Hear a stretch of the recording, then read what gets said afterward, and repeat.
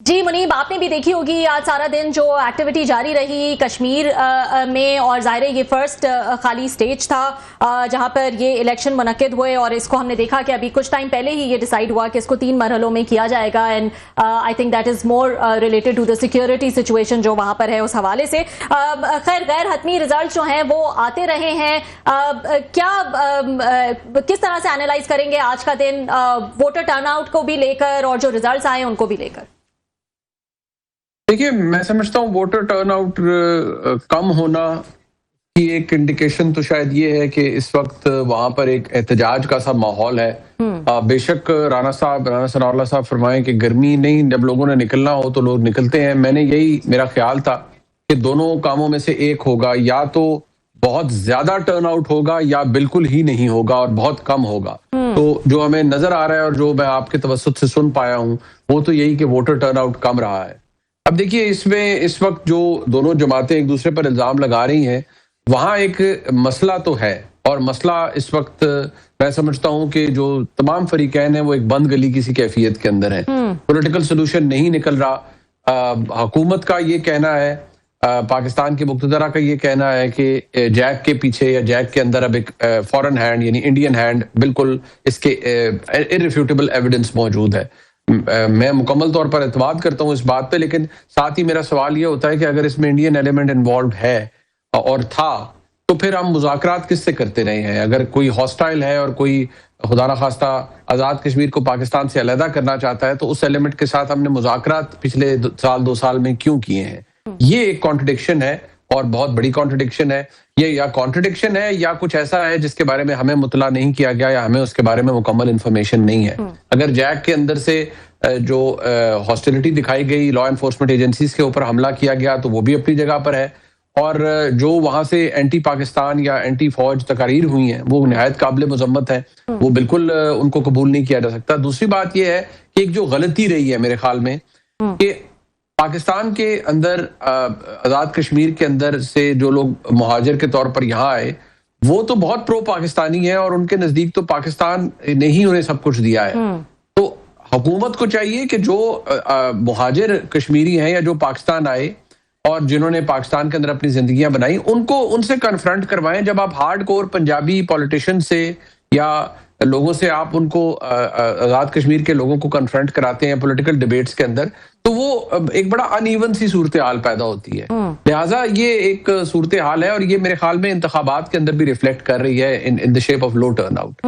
اور نہ صرف جیک سے مذاکرات بلکہ ان کی میجورٹی ڈیمانڈز بھی جو ہے وہ مان لی گئیں، تو یہ آپ کا پوائنٹ جو ہے وہ بالکل بجا ہے۔ مجھے یہ بتائیے گا، میرے لیے تو انٹرسٹنگ یہ ہے منیب کہ جس طرح سے دونوں جماعتیں ایک دوسرے کے خلاف بیان بازیوں پہ اتری ہوئی ہیں، اور پھر جب ان کو کنفرنٹ کیا جاتا ہے تو وہ تھوڑے سے ہچکچائے ہوئے بھی جو ہے وہ لگتے، تو ایسا لگتا ہے کہ بیان بازیاں ان کی مجبوری ہے، وہ انہوں نے کرنا ہی کرنا ہے، لیکن وہ چاہتے ہیں کہ اس کو زیادہ جو ہے وہ ہائی لائٹ بھی نہ کیا جائے، ڈسکس بھی نہ کیا جائے، کچھ کنفیوزڈ جو ہے وہ نظر آ رہے ہیں۔ ہم سمجھتے ہیں کہ ان کی یہ مجبوری ہوتی ہے الیکشن کے دوران کہ وہ ایک دوسرے کے آمنے سامنے جو ہے وہ کھڑے ہو جائیں، لیکن آپ کو لگتا ہے کہ اب عوام اس کو بائی کرے گی؟ یہ تو ایک بہت پرانا جو ہے وہ کھیل ہو گیا ہے۔ ہم دیکھ رہے ہیں وفاق میں ہمارے سامنے ایک دوسرے کی سپورٹ سے بیٹھے ہیں، پھر آپ جی بی میں بھی یہی کرتے ہیں، پھر اس کے بعد جب الیکشن ہو جاتے ہیں تو ایک دوسرے کو مبارکبادیں بھی دیتے ہیں، ملاقاتیں بھی کرتے ہیں، ایک دوسرے کی سپورٹ بھی کرتے ہیں، اینڈ ایگزیکٹلی سیم گیم جو ہے وہ اب کشمیر میں بھی نظر آ رہی ہے۔ دیکھیے، یہ بات درست ہے، میں اس بات کو ایگری کرتا ہوں کہ یہ جماعتیں الیکشنز کے اندر اس طرح کا ایک امپریشن دیتی ہیں کہ وہ بالکل ایک دوسرے کے خلاف ہے تو یہ ایک نہایت ہی ایک غیر فطری سا اتحاد جو پیپلز پارٹی اور پی ایم ایل این کا ہے۔ لیکن جو باتیں کی گئی ہیں، لوگ دیکھیے ویسے بھی سیاست سے یا اس طرح کی سیاست سے تنگ آ چکے ہیں، اور مجھے حیرت ہوئی کہ رانا ثناء اللہ صاحب کو یہ جواب دینا چاہیے تھا جب وہ خود فرما رہے ہیں کہ 3000 ارب یا اتنے ہزار ارب کھا گئے، تو اس کی وضاحت بھی بہرحال پھر پاکستان مسلم لیگ نون یا رانا ثناء اللہ صاحب نے ہی کرنی ہے۔ اگر وہ یہ فرمائے کہ نہیں، میڈیا کو اس کو سوال کرنے کا حق نہیں ہے، تو پھر آپ اس کے بارے میں بات ہی نہ کیجیے۔ اگر سوال کرے جائے، سوال کا آپ یہ کہیں کہ میں اس کا جواب دینا نہیں چاہوں گا، لیکن سوال کرنے کا حق نہ دینا، میں سمجھتا ہوں وہ تو ایک زیادتی کے زمرے میں آتا ہے۔ کم از کم مجھے تو اس کی بات سمجھ نہیں آئی۔ جی منیب صاحب، بہت شکریہ، آپ نے ہمیں جوائن کیا۔ سر، یہ جو کشمیر کے حوالے سے الیکشن کی بات ہو رہی تھی، میں ابھی تھوڑی دیر پہلے ان کو بھی سن رہا تھا، بلاول بھٹو صاحب کی پریس کانفرنس جو ہے آپ نے بھی شاید سنی ہو، تو وہ بھی بات کو 12 سیٹوں تک لے کر آئے ہیں کہ 12 سیٹوں کا مسئلہ ہے جس پہ کشمیر کی ایکشن ایک کمیٹی جو ہے وہ لے کر سامنے ہے، سڑکوں پہ ہے اس وقت پہ، شاید مارچ وغیرہ ان کا چل رہا ہے. تو بلاول بھٹو کو بھی لگ رہا ہے کہ یہ پنجاب یا پاکستان میں سیٹیں ہیں 12، یہ نواز لیگ کی جیتتی ہے، اور اگر ان کے پاس وہ سیٹیں جانی ہیں تو ہمیں تو پولیٹیکلی فائدہ نہیں ہونا. تو آپ کو لگتا نہیں ہے کہ بلاول نے جو آگے اس پہ کوشچنز ریز کیے ہیں وہ بھی مطلب اس میں عوامی ایکشن کمیٹی کے سٹانس کے ساتھ کوئی ملتا جلتا سا سٹانس ہے کہ یہ 12 سیٹیں جو ہیں تو ان کو بارگیننگ چپ کے طور پر پی ایم ایل نواز یوز کرتی ہے کیونکہ سارے یہی جیتتی ہے. تو اس پہ آپ یہ بلاول کے سٹانس کو کیسے دیکھ رہے ہیں سر؟ دیکھیے، جو بلاول بھٹو زرداری صاحب کی جو سیاسی گفتگو ہے، میں اس سے قائل ہوں. وہ درست کہتے ہیں کہ گفتگو سے مسئلے کو حل نکالا جائے. لیکن دیکھیے، یہاں مجھے ایک بڑی ڈسٹنکٹ سی ڈیوائیڈ نظر آتی ہے جناب کلاسا صاحب، کہ جو موقف پاکستان کے اندر اس وقت وفاقی حکومت led by P M L N کا ہے، جو پاکستان کی مقتدرہ کا ہے، یعنی پاکستان کی سیکیورٹی اسٹیبلشمنٹ صحافیوں کو بلاتی ہے، ایک بریفنگ دیتی ہے، پھر اس پہ جب سوال ہوتا ہے تو کہتے ہیں جی irrefutable ایویڈنس موجود ہے کہ جیک کے اندر انڈین ایلیمنٹ انوالوڈ ہے. میں نے پہلے عرض کیا، میں دوبارہ کہوں گا، مجھے اس پہ مکمل اعتماد ہے اس موقف کے اوپر. لیکن مجھے پھر سوال یہ ہے کانٹرڈکشن کا کہ یہ کوئی نیا معاملہ تو نہیں ہے، تو پچھلے 2-3 سال سے چل رہا ہے، تو پھر آپ ان سے مذاکرات کیوں کرتے رہے اگر یہ سریگن سارے ہی انڈین ایجنٹ ہیں؟ ایک تو سوال یہ ہے. دوسری بات یہ ہے کہ بلاول بھٹو زرداری صاحب بات کر رہے ہیں لوکل سینٹیمنٹ کی، جو بہرحال سم وے اور دی ادر جیک کے ملتا جلتا ہے، وہ اس کو پولیٹیکلی ٹیپ کر رہے ہیں، اور وہ یہ بار بار بات کرتے ہیں کہ آزاد کشمیر کا مسئلہ آزاد کشمیر کے عوام حل کریں گے. جہاں تک رہ گئی 12 سیٹوں والی بات، تو دیکھیے پیپلز پارٹی کا وہاں ایک جسے کہتے ہیں کہ ایک ہینڈی کیپ ہے، بس وہ پنجاب میں ان کا فٹ پرنٹ کمزور ہوتا گیا اور اب بالکل ایویپریٹ ہوا ہے. وہ موجود نہیں ہے. پنجاب کے اندر اسینشلی جو بھی گورنمنٹ اقتدار میں ہوگی وہ سیٹیں بہرحال وہ لے جاتی ہے، اور وہ ان کو سمجھا جاتا ہے کہ جی یہ سیٹیں کیونکہ میجورٹی پنجاب کے اندر ہے ان مہاجر سیٹوں کی، تو وہ پھر ایک الیکشنئرنگ کے پروسیس میں یا جو حکومت سازی میں یہ بڑا کی رول پلے کرتے ہیں. اس وقت آلدو پی ایم ایل این کے جتنے لوگوں سے آپ بات کریں وہ تو آلریڈی بڑے دعوے کر رہے ہیں کہ نہیں جی اس دفعہ تو ہم ویسے ہی میجورٹی آزاد کشمیر سے لے جائیں گے، تو یہ تو ہمارے لیے ایڈڈ بینیفٹ ہوگا جو پنجاب سے مہاجر سیٹیں یا ان پہ جو ہم جیتیں گے. وہ بڑے کمفرٹیبل ہو کے بیٹھے ہوئے ہیں. آئی ڈونٹ نو اس کی وجہ کیا ہے. لیکن بلاول صاحب کے موقف میں اور پی ایم ایل این کے موقف میں، یعنی وفاقی حکومت کے موقف میں، جس کو سپورٹ بلاول صاحب کی جماعت کر رہی ہے، جس کے ووٹوں سے جناب زرداری صاحب پریزیڈنٹ آف پاکستان منتخب ہوئے، جس کی سپورٹ سے انہوں نے کانسٹیٹیوشنل آفیسز لیے ہوئے ہیں، ان دونوں جماعتوں کا موقف اس پہ بالکل فرق ہے. اور یہی بات توجہ طلب بھی ہے. اس پر سوال بھی ہوتا ہے کہ جی اس میں فرق کیوں ہے.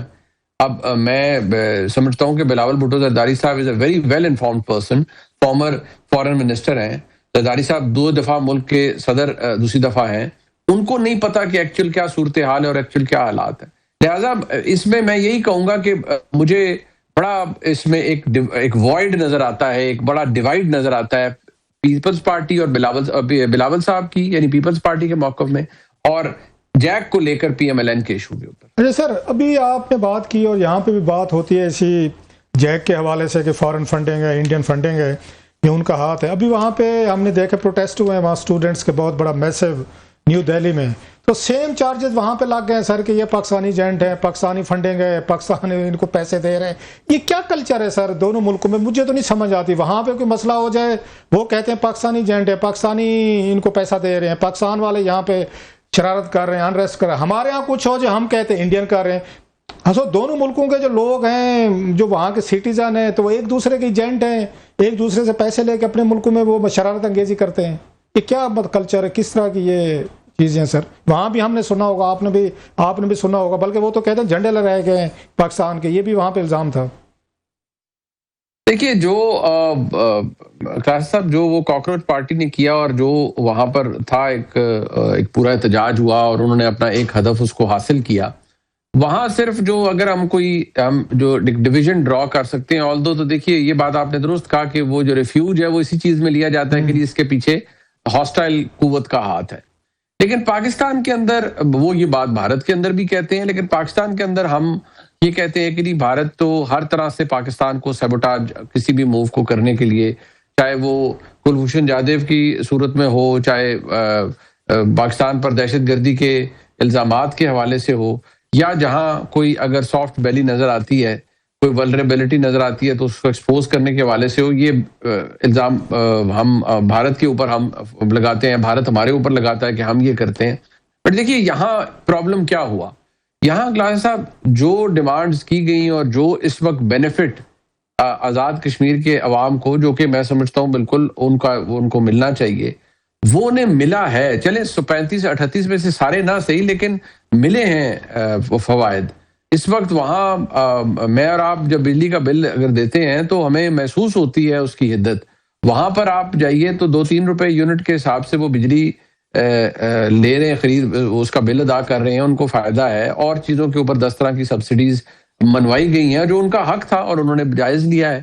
لیکن وہاں سے جو تقاریر کی گئی ہیں جن میں باقاعدہ طور پر جو ایک سازش اور میوٹنی کی طرف اکسانا اور یہ کرنا, وہ ایسا پھر چیز ہوتی ہے جو کہ میں سمجھتا ہوں کہ اس کاز کو ڈیفیٹ کر دیتا ہے. جیک کے اندر یقینی طور پر لوگ سین ایلیمنٹس موجود ہوں گے جو صرف حقوق کی بات کر رہے ہیں, لیکن یہ سارا جو ماحول ہے یہ بڑا پولیوٹ کر جاتا ہے جب اس کے اندر اس طرح کی آوازیں آئیں. تو یہ آپ نے درست کہا کہ بڑا آسان ہوتا ہے الزامات لگا دینا, لیکن کم از کم اپنے پرسپیکٹو سے دیکھیں تو یہاں جو پھر تقاریر ہوئی ہیں ان سے مجھے لگتا ہے کہ جو اس وقت سٹیجیں سامنے آئی ہیں وہ کوئی اتنی حوصلہ افزا نہیں ہے. اچھا سر, ہم نے دیکھا کہ نواز شریف صاحب نے آخر انٹروین کیا ہے, جو یہ فیئر ورک ہو رہا تھا, کہ خواجہ سعد رفیق صاحب نے بھی وہ بھٹو صاحب تک چلے گئے. انہوں نے جناب انہوں نے آ کے شریفوں پہ بہت ساری سخت باتیں کی. پھر انہوں نے کہا کہ جناب کہ نوک جھوک ہونی چاہیے, یہ اتنے سخت باتیں نہیں ہونی چاہیے. آپ سمجھتے ہیں کہ جو یہ باتیں نواز شریف صاحب کو 75 سال 72 سال کی عمر میں سمجھ آئی ہیں, وہ بلاول بھٹو کو 35 سال کی عمر میں آ جائیں گی؟ دیکھیے بلاول بھٹو صاحب کو جو ایک ایج ہے کہ ان کی ایک پیڈگری ہے, وہ سیاست کو بھی سمجھتے ہیں. ان کے خاندانی طور پر ان کی والدہ پرائم منسٹر رہیں, ان کے نانا پرائم منسٹر, تو والد ان کے پریزیڈنٹ. تو میرے خیال میں ان کی تو شخصیت میں سیاست رچی بسی ہے اور ان کو یہ ground realities, hard facts in کو پتہ ہے. لیکن دیکھیے بلاول صاحب ینگ ہیں, انرجیٹک ہیں, اوپینینیٹڈ ہیں, جسے کہتے ہیں he's got a mind of his own. تو وہ پھر بہت سی گفتگو کے اندر اپنی انڈیپینڈنٹ رائے دیتے ہیں اور ان کو وہ نیسیسریلی نہیں ٹوک کرتے جو پاکستان کے اندر طاقتور حلقہ وہ بات کرتا ہے. شاید یہی وجہ ہے کہ ایک ڈسکمفرٹ جو پیپلز پارٹی اور مقتدرہ کے درمیان ہے وہ رہتی ہے. آلدو ابھی میں سمجھتا ہوں ایسے حالات تو نہیں ہیں, لیکن شاید بلاول صاحب شاید وہ یہ چیزیں وقت کے ساتھ اور تجربے کے ساتھ زیادہ سیکھیں, اور شاید یہ بھی ہوتا ہے کہ ان کا جو اوپینین ہے وہ زیادہ پختہ ہو جائے وقت کے ساتھ ساتھ, اور وہ بالکل اپنے موقف سے بالکل ہلنا پسند ہی نہ کریں. مریم کی پریزنس کو آپ کیسے دیکھ رہے ہیں منیف, کیونکہ جی بی الیکشنز کے بعد کہا گیا کہ شاید ان کی وہ جو ہے وہ نہیں موجود تھیں, اس وجہ سے جو ہے وہ شاید اتنا زیادہ کچھ بھی نون لیگ اپنا اثر جو ہے وہ وہاں پر نہیں دکھا سکی. کشمیر میں نواز شریف صاحب کا آنا ایک دفعہ نہیں 2 دفعہ مریم نواز صاحبہ کے ساتھ, you think it will make any difference? دیکھیے this is the best that P M L N could offer.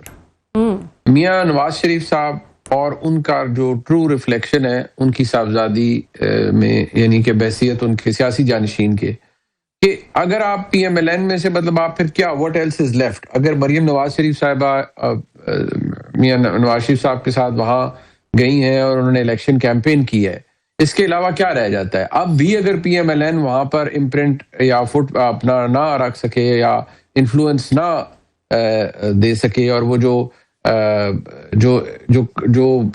Polling factor ہے جو ایک کہ وہ کراؤڈ پول کر لیتے ہیں یا کرتی ہیں مریم نواز شریف صاحبہ کی پریزنس سے, اگر اس کے علاوہ بھی یہ بھی نہیں کام کر پاتا تو then what is left for P M L N. اور پی ایم ایل این کے لیے جو بیسٹ سیلنگ پولیٹیکل کموڈٹی ہے وہ مریم نواز شریف صاحبہ کی شخصیت ہی ہے. میرا نہیں خیال اس کے علاوہ پی ایم ایل این کے پاس کچھ ہے which can somehow save the day.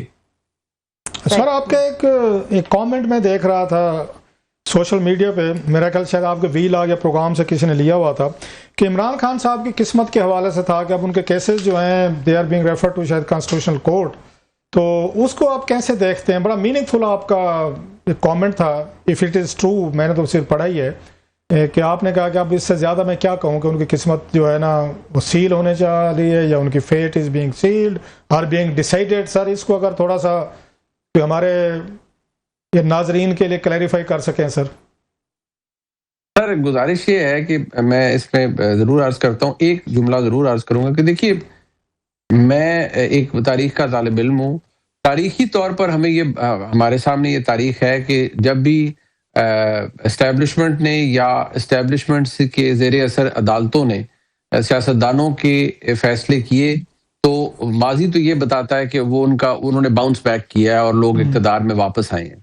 साथ ही मैं ये अर्ज़ करूँगा जल्दी से कि लोगों को इक़्तिदार से निकाला गया तो लोग फ़ौरन वापस आए इक़्तिदार में, साल डेढ़ दो के बाद हालात तब्दील हुए, एस्टैब्लिशमेंट को ज़रूरत पड़ी और वो उनको दोबारा इक़्तिदार में लाए। हम शायद पहली दफ़ा ये ऐसे हालात देख रहे हैं कि जहाँ एक शख्सियत को, जैसे मियां नवाज शरीफ साहब को इक़्तिदार से निकाला मुशर्रफ साहब ने, तो साल डेढ़ बाल उनकी डील हो गई, जिस तरह भी फ़ौरन पुल भी आया, इंटरेस्ट शो किया गया और वो डील करके बाहर तशरीफ ले गए। बाजवा साहब के वक्त भी ये हुआ, वो जेल गए, फिर उनको रास्ता निकाला गया और बाजवा साहब ने उन्हें बाहर भिजवा दिया क्योंकि बाजवा साहब को अपने मतलब थे। इमरान खान साहब 2022 से इक़्तिदार से बाहर हैं, 2023 से वो जेल में हैं, उनका कोई सिरा नहीं निकल रहा उनके मामलात का, बल्कि केसेस फाइनलिटी की स्टेज पर चले गए हैं। ट्रायल कोर्ट से हाई कोर्ट में अब 190 मिलियन पाउंड केस का डिसीजन मेरे ख्याल में वो अदालत फोर्स करेगी कि अपील पे बहस करें, एंड इन ऑल लाइकलीहुड ये अपील मंजूर नहीं होगी। और अगर कॉन्स्टिट्यूशनल कोर्ट में जाएगा तो देखिए ये सुपर स्ट्रक्चर तो बनाया ही बड़ा पर्पसली गया है। अब वहां पर क्या होता है क्या नहीं होता, मैं इतना ताकतवर शख्स तो नहीं हूं कि मैं आज कर सकूं कि वहां पर क्या क्या हो सकता है, लेकिन मैं तो हालात को देखते हुए, ग्राउंड रियलिटी को देखते हुए कह रहा हूं तो मुझे लग रहा है कि इमरान खान साहब का सियासी जो फेट है वो सील कर दिया गया। बट हैविंग सेड दिस, मैं जैसे ही जब ये बात कहता हूं तो मैं ये भी कहता हूं कि ये मैं जमीनी हकायक या हालात को देखते हुए ये खबर के तौर पर शेयर कर रहा हूं। मुझे नहीं पता कल मुल्क में इनकलाब आ जाए और सब कुछ बदल जाए, देयर इज अ पॉसिबिलिटी। नहीं आप ठीक कह रहे हैं। नवाज शरीफ साहब को भी जब जनाब मुशर्रफ साहब ने ये कहा था कि बेनजीर भुट्टो और नवाज शरीफ साहब हमेशा के लिए पाकिस्तानी पॉलिटिक्स से आउट हैं, और वही नवाज शरीफ साहब 10 साल बाद 2013 में फिर दोबारा वजीर आज़म बन गए थे, उसी सुप्रीम कोर्ट ने उनके सारे केसेस भी खत्म कर दिए थे, उन्होंने इजाजत भी दे दी। वो तो बात आप ठीक कह रहे हैं कि कभी भी कुछ हो सकता है। पाकिस्तानी अदालतों की ये भी तो तारीख रही है सर। बिल्कुल रही है सर, और मैं अभी भी ये कहता हूं कि ये केसेस जिस तरह से बनाए गए या जिस तरह से इनके अंदर फैसले हुए हैं, कल हालात बदले तो ये रेत की दीवार साबित होंगे और मैं समझता हूँ हाउस ऑफ कार्ड्स की तरह ये सब कुछ गिर जाएगा, ये हुकूमत, ये निज़ाम, अगर हालात तब्दील होते हैं। और अगर नहीं तब्दील होते तो फिर शायद हम कोई नई तारीख रकम होते हुए देख रहे हैं।